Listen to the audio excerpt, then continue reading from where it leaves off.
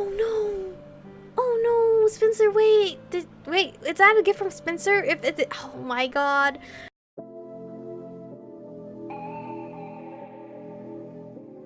We're born in the moonlight. Ain't no fair to say. Can't breathe in the sunlight. Hello beautifuls, this is Aromie here. Welcome back to Changeling. We are here currently in the library of our secret hideout talking to Vilos. Danny, Elliot, and I all had to go to the library to write statements about what happened. I was a witness since I had gotten to the cafeteria first. Well, and because of what had happened just before that. You're certain Sean and Derek were responsible for what happened to you last night. Well, I don't remember it, to be honest. It's just kind of a blank. But based on what Rachel said and what I overheard this morning, I think it's a pretty fair assumption. I was just told they attacked her. That's also what Rachel said, but based on the argument with Brenna, I don't think it was some kind of attack. Besides, it's not like I have any injuries. And I mean, what I heard this morning corroborates what I was told at the murder. A changeling. That does seem likely, though it's a rather different subject than the one at hand. Though not entirely unconnected, apparently. I mean, I'm not complaining because in the end, it seems like Sean and Derek helped me out. Still, if Rachel had someone following me or something, the fact that they didn't bother to intervene in what they apparently thought was an attack was pretty rude. Quite. Daniel, your loss of control is understandable, but this time there is likely to be some sort of disciplinary action from the school at the very least. We were able to erase the memory of the transformation, but not of the fight itself. The school administration won't be able to let this slide. I understand. As for Sean and Derek, I don't know if I could continue to protect them. They've already been given quite a lot of leniency. And Mr. Damiani?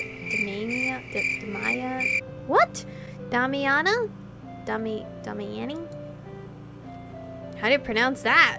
Elliot flinched slightly. Elliot, how do you pronounce your last name?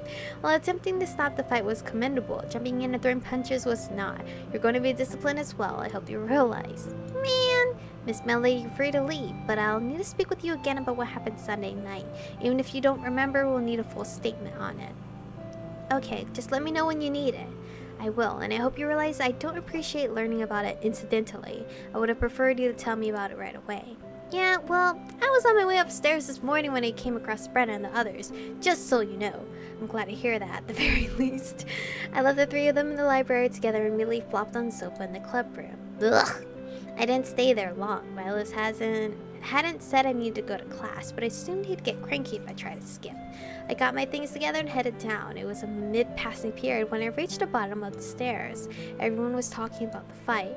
Apparently the memory was altered so that Sean and Dana were just fighting over me, because the easiest thing to do was to twist the truth rather than trying to overwrite everything, and that was semi-true. It did not make me happy to be the center of attention, but it was probably just a logical thing to do. With one charm suddenly, I dug it out and checked it, only to see that I had a text from Spencer. Really, my brother? Feeling sick, going home early. Oh shit, what? Yeah, right, sick. School had barely gotten started, and he was already going home. Traitor. I stared down at my phone, suddenly wondering, what if Spencer really did see the changing version of me when we were kids? Aside from the white hair, we didn't really know just how different she looked without all the glamour. He'd called me a monster for so long, said he was attacked. No one had believed him, but at this point I couldn't really deny that there was a good chance it was true. If he'd seen her, maybe she tried to do something to him to keep him quiet, and that's what injured his eye. But now I was me again, the real me, so maybe I could just tell him the truth. If he'd seen her in the past, he might even believe me. Though I didn't know how to prove I was me and not her. Even so, I made up my mind then that I was going to tell him everything. The agency could just stuff it. I wasn't Faye, and I wasn't trapped in one of their bodies. I wasn't part of some secretive magical group anymore. This had nothing to do with them and everything to do with the family, and he had a right to know. I just had to come up with the right way to do it, but considering Mom and Dad were out of town, As I moved to dump my things in my locker, something fell out and hit the floor with a soft thud. There was a small white box near my feet. Confused, I leaned down to pick it up. This is... Oh no! Oh no, Spencer, wait!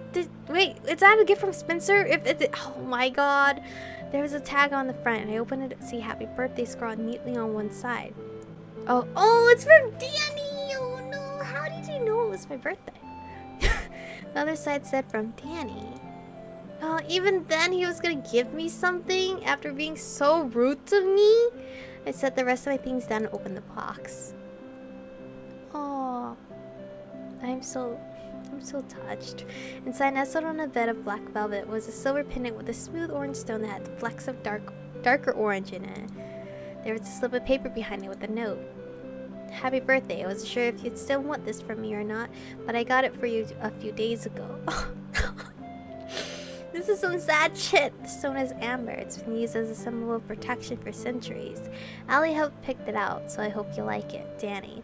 He picked it out a few days prior, and then like throws in like, hey, we just can't see each other anymore. And then he still gets me a birthday gift? Mixed signals, dude.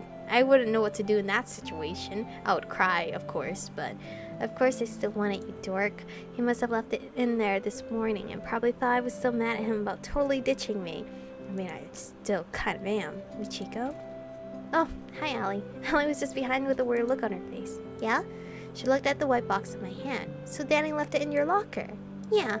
She held out her hand for the box and I handed it over. She carefully lifted it out of the box and held it up. It's pretty. Turn around. Huh? Well, you're going to put it on. Rather, I'm going to put it on for you. I smiled slightly and turned around, lifting my hair off my neck. She slipped the necklace on and fastened the clasp at the back. There.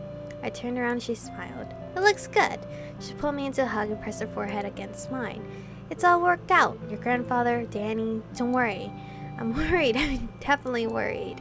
I know. Look, Danny's really strong, but I think in some ways he's been hurting for a really long time. And I think that more than anything, he's worried about dragging people into his problems. Just don't let him isolate himself, okay?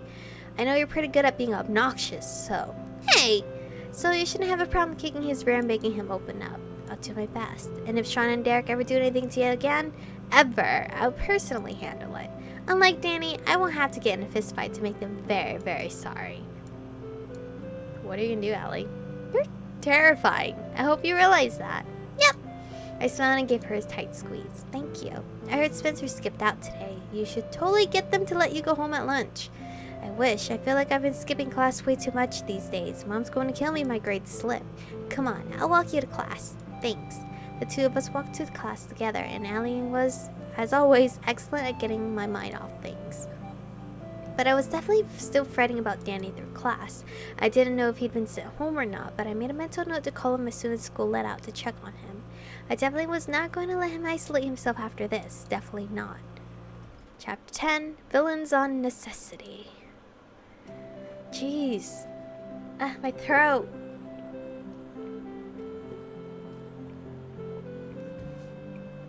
Excuse me. As Allie suggested, I decided to leave during lunch. I didn't have an immediate need to go home, but the last few days had been kind of a whirlwind. Soaking at home was going to help, but I felt I could use a downtime, and I really wanted to go home, shut myself in my room, man. Thought how to broach the subject of fairies changing a rather convoluted past with Spencer. Allie drove me back during lunch and dropped me off. I hadn't told Spencer I'd be coming home, but he was standing right inside the foyer when I entered. Where you going, bro? Hi. I want to talk to you. Oh, shit. Oh. Okay. Can I finish coming inside the house first? Like it or not, I do live here. I shut the front door and set my things on the floor as I slipped my shoes off, mine working furiously. What did he want to talk about? The entire time, Spencer stood near the foot of the stairs, watching me suspiciously, as if guarding the house from me. I saw that fight this morning. I want you to tell me what's going on. The truth. I know it's something weird. No, what do you mean, brother? I saw everything that happened. Everything. I don't know why everyone else forgot about it, but I didn't. I remember exactly what happened. Maybe you do have some magic in you. I looked at him carefully. Is he saying that? It didn't work on him when Violet altered everyone's memories. Is that possible? I was right about the club, wasn't I? It's not normal. I tipped my head to the side and studied him, mine working furiously. I hadn't quite been prepared for this. I wanted to talk to him about it all, but I wanted to plan for it, not spontaneously reveal everything. I mean, how reasonable was he actually going to be about all of this? If I tell you the truth, you had to promise to listen. Really listen. Okay, I'm not there yet. I had to make sure it was overtime. If you can't promise at least that much, then I'm going to act like this conversation never happened. And you can keep wondering if what you remember is real or not. I know it's real. I saw what happened to Danny's face. I know you've been sneaking out at night, sprinkling weird stuff in your door. How does he notice that stuff? All that spying and stalking paid off then. Spencer glowered at me. But quickly looked away, expression dark. Well, it's not like he could deny it anyway. It's not just that. There's something in the house too. Something small and weird. I keep seeing it out of the corner of my eyes. Whoa, what? You can see the brownie? Since when? I know you've been leaving a bowl of milk for it in the basement. How much spying have you done, my bro? Jesus. Oh, wait, save, yes. That could just be for stray cats. No, we're gonna be honest. Exactly how much spying on me have you done? Okay, fine, I've seen it too. We're gonna just be honest, dude. I didn't think we were going to get anywhere from me denying anything at this point, though I was curious exactly how much he'd actually been spying. I'd known he was watching me, but I really had thought I was careful with some of that stuff, and he'd seen it all anyway. I was walking around with my head in the clouds, freaking out, and Spencer was off cataloging everything I was doing. Jeez. Okay, yes, I've also seen that thing.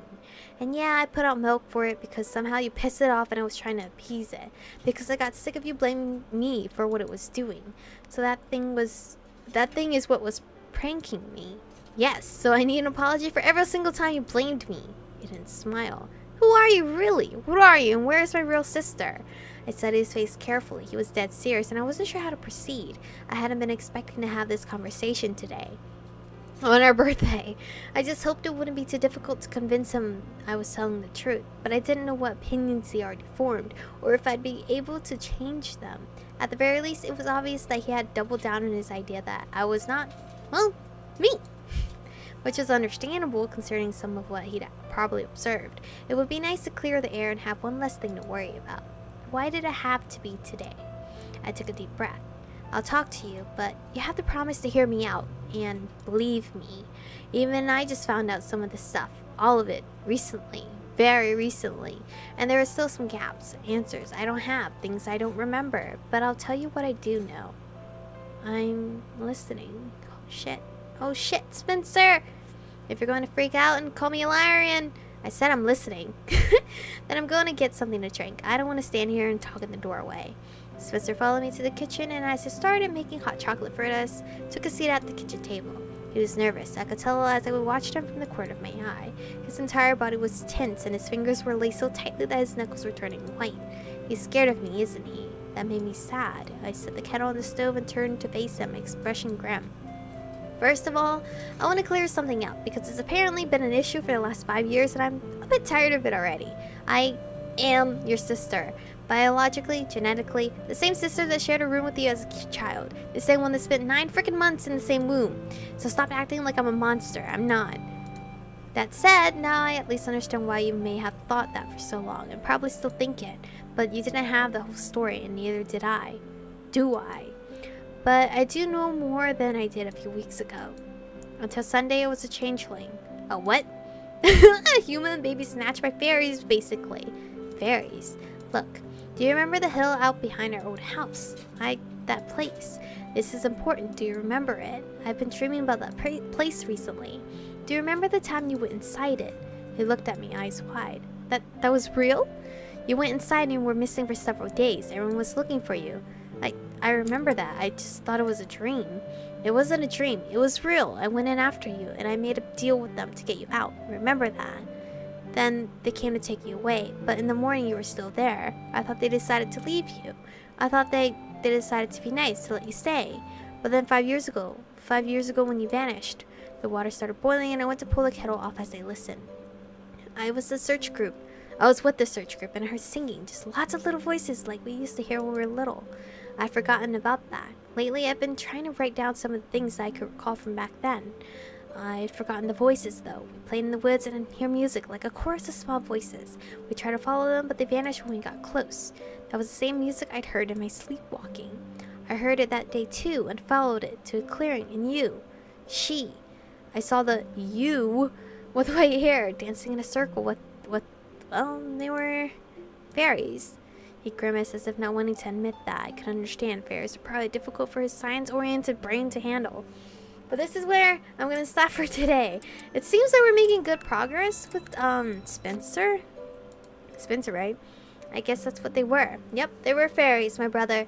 But this is good. We're starting to tell Spencer everything. He's seeing the same things we're seeing. So maybe he's also some type of magical person. I don't think he's a changeling because, you know, we ended up being a changeling because we made a deal with them. Because Spencer, we love you very much, by the way, even though you're a total jerk, and I know I was a jerk too at some moments, but that's just sibling love. But anyway, thank you guys for watching today's episode. Stay beautiful, and I'll see you guys in the next one.